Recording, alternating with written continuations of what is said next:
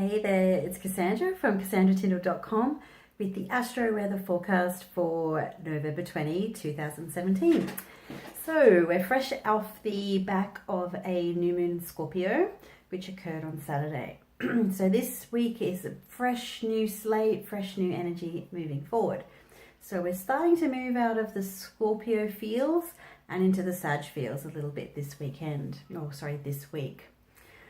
so the first sort of main aspect to talk about off the back this week is Venus sextile Pluto.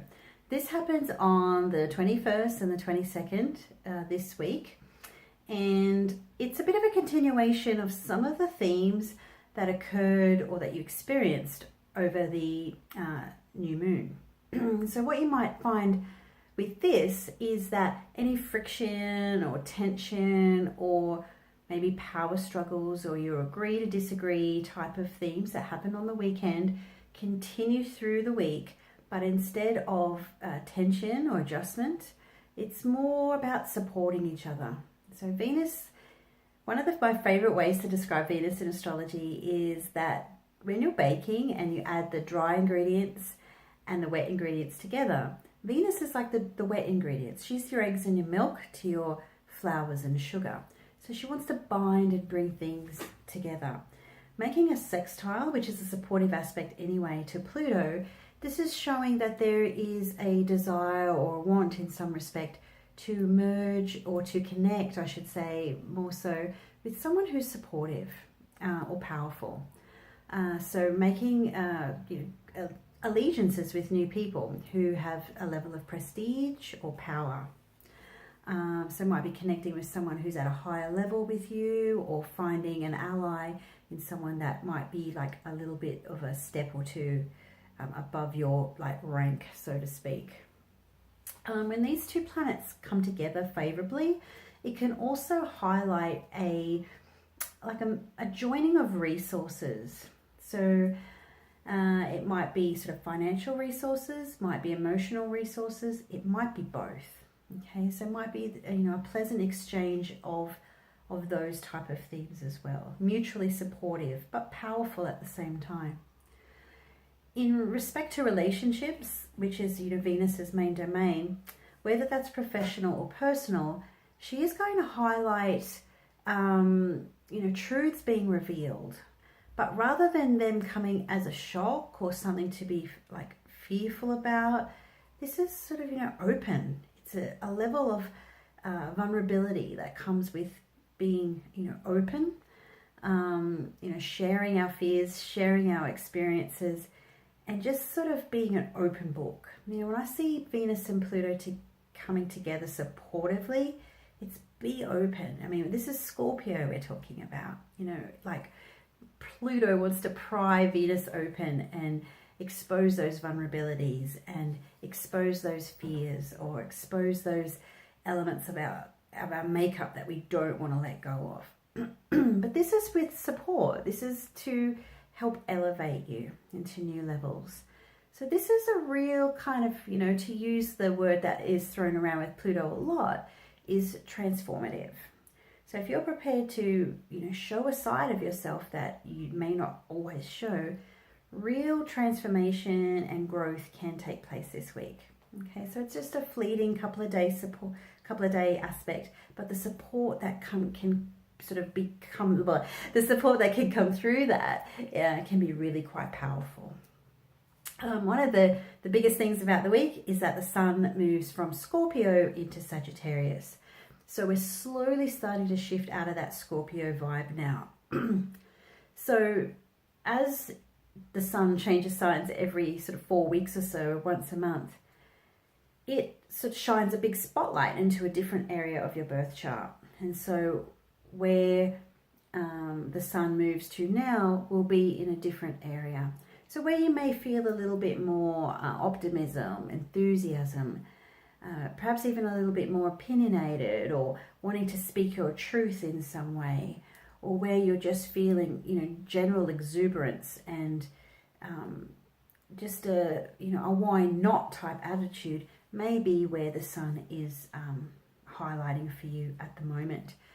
So this house is a little bit of an an energy center anyway, because we've got Mercury, the planet of communication and logistics, also in Sagittarius, and currently in his shadow zone prior to a retrograde phase. I'll come back to that part in a minute. And then, of course, Saturn. Saturn's been there for 3 years. And so finally, Saturn's sitting at about 26 degrees of Sagittarius this week with just 4 weeks to go. And so this will breathe a really big sigh of relief for Sagittarius. You've just come out of a long slog of maturation and additional responsibilities. And so back to the Mercury retrograde part for a moment. It's not retrograde just yet. It won't be until early December, but Mercury's entered what we refer to as the shadow zone, okay?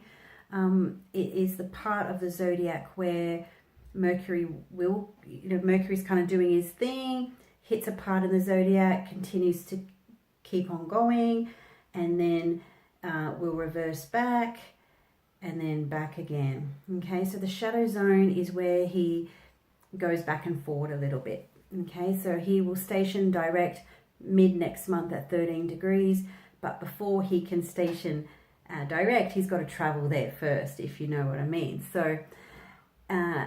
So what happens sometimes, I find in real life, is that often the shadow period, the pre-retrograde shadow period, can sometimes be more problematic than the retrograde period itself. I've experienced this already. I've had a delay in some longer term projects. You know, there is Saturn involved here that I'm really keen to get out into the world. I'm not going to jinx myself and reveal what they are right now, but you'll definitely hear about them when they do. So general snafus, delays, confusion, mishaps. And this isn't stuff that is life-altering necessarily or cause for an existential crisis. They're just things that are really annoying, okay? But they also offer you the opportunity to sort of press that pause button, reflect a bit, and maybe attack the project and do it in a better way, which is sometimes what, we're talking about the sign of Sagittarius here. So Mercury doesn't tend to operate really well in Sag's domain anyway.